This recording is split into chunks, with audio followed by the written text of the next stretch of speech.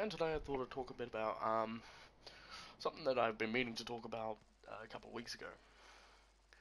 For people who don't know, I've kind of stopped doing my influx of videos that I did every time I could be bothered to. And that's because this is what I've got to tie it into.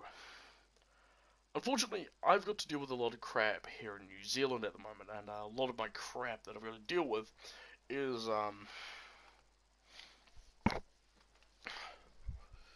a government aid that has failed to provide their mark to me, basically. Actually, I want to use the Inf8. Because of this, I'm having to deal with governmental bullshit to regain something, and again, it's nothing to do with that. But today I just thought I'd talk a bit about what's going to be happening with the channel from here on, possibly happening with the channel. Videos that I'll be doing from my handheld, from probably my cell phone. Yeah, so basically, first update.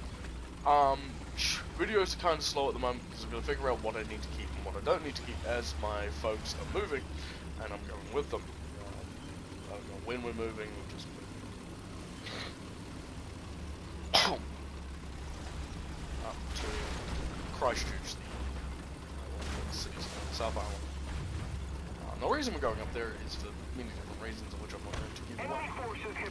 So that'll be a while. It will be a while before I am able to do videos for again.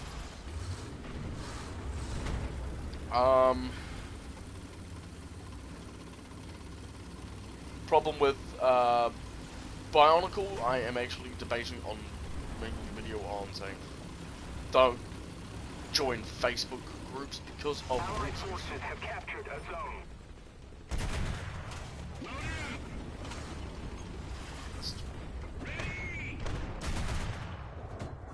Really, that missed again? The target hasn't been hit.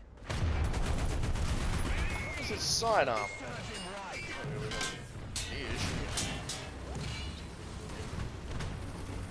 Back off. Hello there, Mr. Big.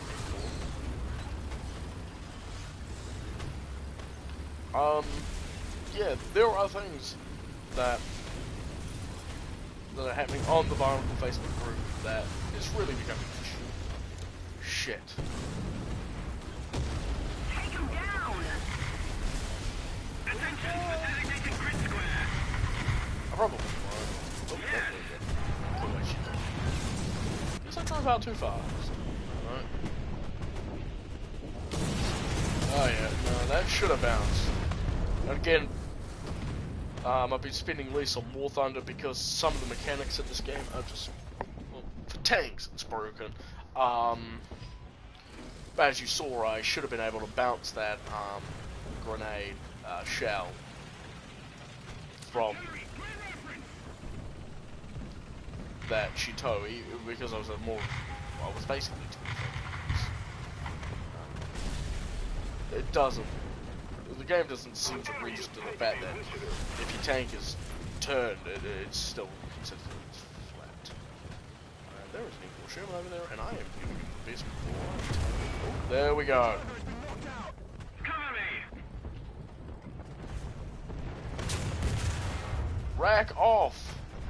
The commander is unconscious. I couldn't move. Nuts. And I was again at a side turret. That should have. Oh no, he was shooting directly in my front. At my side, he got the business. Oh, not the M10 carriage. And this is another tank I just hate. The M10 gun carriage. Ugh. Just watch. I will not move. I'm gonna turn my turret. I need to shoot at someone behind me. Come on, they're getting aimed, and I'm dead. Literally, this tank is the world's slowest. Anyway. I'm not going down that way. Fuck that. Anyway, I'm gonna try to make my channel a bit more child friendly. I'm not gonna swear. Attempt to not swear. But then again, no promises on that. Attempt. I'm gonna try to do vlogs, but I don't really want to do that because I don't really want to reveal my face on YouTube. Which is fair enough. I mean, I don't have to.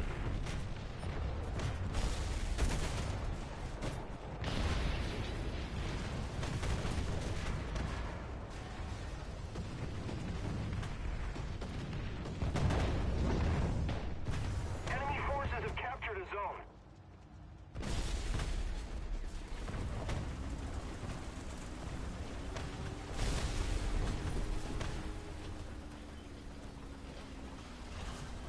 Someone just died behind us.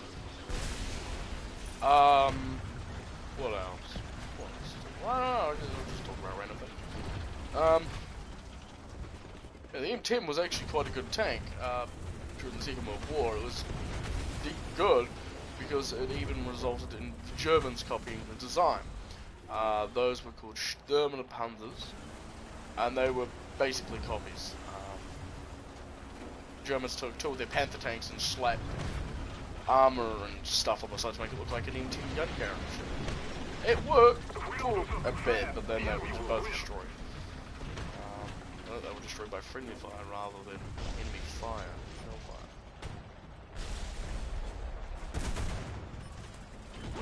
Actually hit him, so that was actually a good shot. But it just bounced. Which sucks. Yeah, L2 crashed. Yeah, the M10 was regarded as quite a good tank, because even the British enjoyed the tank. They had the Achilles gun carriage, which was a development tool, which was the British version. Alright, I want to see that, because I know I wasn't more than 25 degrees. Yeah, no, that should have bounced, people. That should have bounced. No, well, not much you can do now. But as you can see, some of those should have bounced. Especially that one. Like, if you give them the flat, it doesn't matter, because they can apparently use elite hacks, and then bam. Yeah, well. I don't really enjoy playing as tanks, because, I mean, a lot of the tanks just don't get the armor that they had. I mean, for instance, this thing. The M10 had, if I can read the specs, its whole armor was 38 degrees, so 38 degrees, 38 millimeters. Jeez! It's a shot when you've got this view of it. No, well, apparently don't know much about tanks, but no. M4 Sherman, M4A1 was not that good of a tank. I mean, the M4 Sherman, up until it started getting just like the Sherman Firefly and the Sherman 75, the Sherman tank was still just basically the hull of the Sherman, just with a different gun, and it did well at what it was meant to do. But it was just basically food for the friggin' slaughter when you think about it. When you put two together, because the tank I want to show you is there. These things ate Shermans up like they were just breakfast. Nom. Oh look, Commander, there's a Sherman tank. Yummy. Dead Americans. But really, I can't say much, because I mean the Shermans helped win the war, and well, unfortunately, the Tigers didn't. I mean, Tigers didn't, nor did the Panthers or the other tanks that they had at the time. But the M8 is just basically they took the M3, the M5 Stuart, and stuck a turret on, a howitzer on top. It's a good tank. It did what it needed to do. And the interesting thing is that this is brought into the game is that up until like around about here-ish, you start getting some of the better tanks, but some of the tanks up here, basically from ranks 1, 2, and half of rank 3, you get all the real that, and then you start getting stuff like the, where is it? The M4A176, which are the 76mm gun. As you can see. The M24, let me just see this. M24 light tank? Yeah, the M24 light tank. And, you know, the M18 Guard motorized carriage. It was a good tank, but anyway. They were all good tanks, I mean, and the United States needed them. How much is this thing, actually? Let's order it. I'm just gonna see this. It's actually fair. Because, man, the T-29, the version that we get in War Thunder, doesn't actually have what gives us its weakness in water tanks. Hello, vehicles. Yeah. Georgia Burstrokes. Never liked them. 228, it's a bit expensive for me. It's a bit too expensive for me.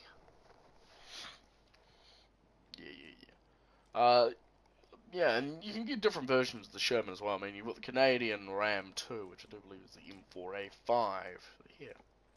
Yeah. Which did well as well. But Shermans and even Churchills and even the Russian Kulimov T-34s and KV 1s and 2s and 3s and 85s and all the numbers didn't really do much, couldn't really stand up to what the Germans had to offer when the Germans got the Tiger tank. And to be honest though, I mean, if you're going to play Japanese tanks, hello there. The problem I have with Japanese tanks, and I do want to take a moment to talk about the Japanese tanks and some of the other tanks in the game, is that the turrets... I heard a beep. Oh well. The turrets rotate so slow. I will take out the Chinook for a test drive, because I actually do want to see how well it does. But every other Japanese tank, minus their anti-aircraft vehicles, I think, and their tank destroyers, rotates their turrets so slow, and it really does get annoying. I remember that update.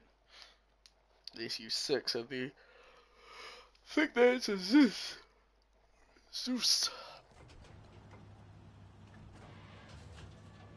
Oh, that's much better. But all other Japanese tanks were, up until here, rotated so slow. And the Chinook apparently was going to be one of the best medium tanks battle, and I think we'll talk about the Chinook here. That wasn't even Sherman.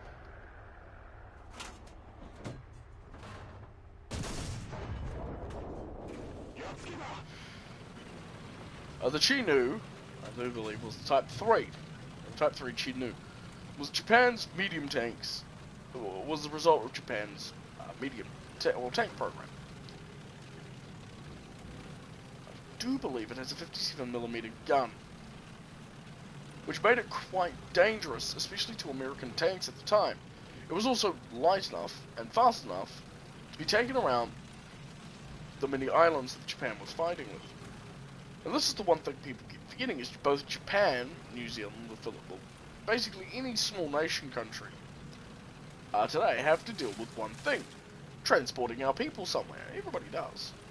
But let's say the Americans have a second civil war, they don't have to transport their people far.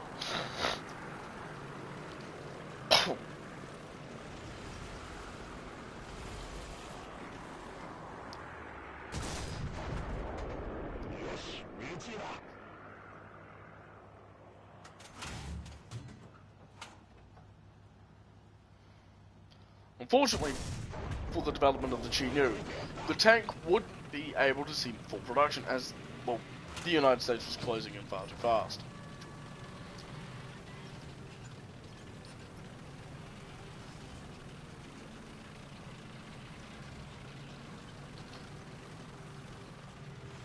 And, well, they never really got to develop their tanks.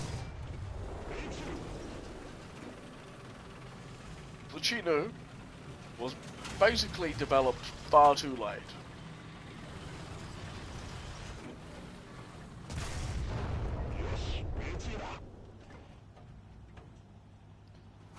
To do anything in the Second War.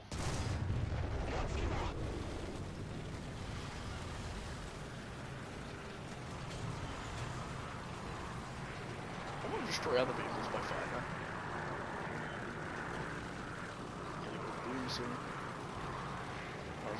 Drivetrain. The Japanese Type 3 Chi-Nu was also followed up by the Type 4 Chi-To and the Type 5 Chi. Each tank slightly better than the last.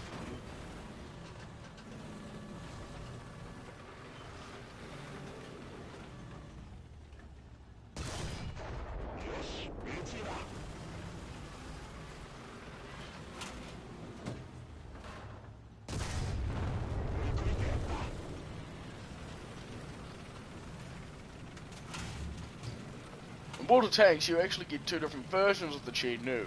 The Chi-Nu Kai and the Chi-Nu. Both of them tier 5 vehicles. The Chi-Nu has no armor, like most Japanese tanks. But what it doesn't have in armor makes up for it in maneuverability and speed. This thing, on uneven ground, is reaching, here in War Thunder, 40 kilometers per hour. I doubt it would be able to penetrate this thing.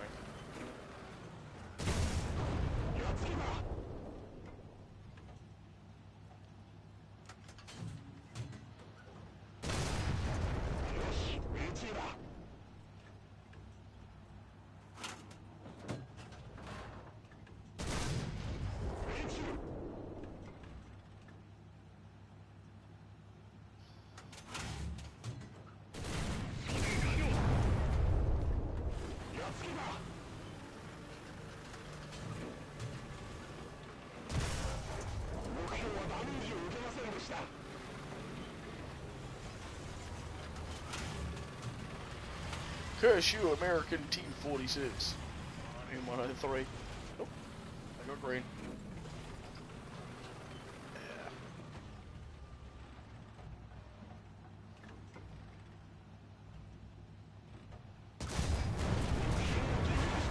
Yeah. I do love hitting the ammo.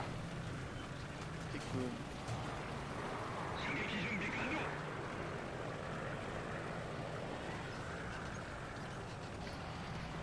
But there were other tanks that the Japanese were developing, and apparently one of the tanks is the OI Experimental.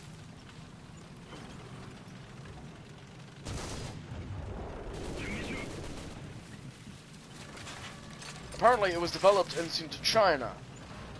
No other records of this tank actually exist. I.e. nobody knows if this tank actually was real, or was just a work of fiction. Unlike the Burns of Kampfwagen et Maus, the German Tiger, this tank doesn't have any other records other than it was developed and designed. Even its classmates, the other tanks in its class, aren't known whether to be true or not. As you can see, up there is an M4A1 Sherman. I'm in the Type 3 Chi-Nu. Chi-Nu had the speed. It could easily catch a Sherman tank. I mean, a Sherman could also master about 40 kilometers per hour. But the Sherman had to worry about things like the Tiger tanks because it was also deployed in Russia and Europe.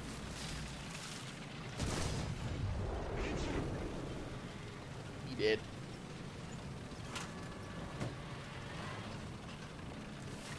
The unfortunate downside to the Chi-Nu is if it would have entered mass production, it would have been quickly found out that this tank was very lightly armoured. Where is it? There he is. And this tank over here would be its ultimate downfall. The T-95, otherwise known as the Gun Motor Carriage Type 20, Gun Motor Carriage T-28. Interesting facts about the T-28/T-95 is that this tank is a super heavy tank. It is a tank destroyer, but is a bit of a mixture of both. It was meant to be developed as a heavy tank, but ended up coming out as a tank destroyer, as we can see here, the Doom Turtle. You dead. I hit your fuel tank. Sloped armor all around, and a 105mm gun at the front. Not much could stand up to this tank. It was designed for the sector of light and later destruction on the Japanese invasion on the Japanese homeworlds. Homelands. Yeah, going out in space. Nice. Due to its design, it was a low-profile tank, and some in that times was quite low fire. And in War Thunder, you do get to play as the T-28 when we come over to the United States, as well as the T-95, and it is up here. This is the T-28. Basically a very small version of the T-95. And the reason the T-95 and the T-28 exist, although they're the same vehicle, is because the United States needed to develop a new tank. Because, I mean, imagine, if we come over to the German territory here, imagine Germany having over several hundred of these. Like, I'm not talking about a small thing. I'm talking about some of the biggest one-act tank battalions you can think of, filled with Mausers, Panzer IVs, Panzer IIIs, Panthers, Tiger IIs, and Tigers. And then you see stuff like this, and nothing that the Allies have can penetrate the 200mm of frontal armor. 200mm, that is slow. Even the 180 side and 150 rear armor would make this tank, well, it's a friggin' fortress, as you can see. But there is one downside to the mouse. It's too big for anything. You'd need stuff like the T-95. The Russians have any? Find out. The Centurion, with rocket launchers. I know that the IS-3, and possibly even the IS-4, and the Object 268? Yeah. All would needed to be made, as well as the British Centurion, or the STVR 81, the Sturt of 81, the Carnarvon, and of course the Centurion, even the Tortoise and the FV405 and 402. They would have all been needed to combat and do damage against the Panzer like in 8 miles. Then again, I will be doing a video on the mouse later. I'm Duncan, thank you for watching, and I'll catch you next time. So, I'm going to say, good night. Excuse me.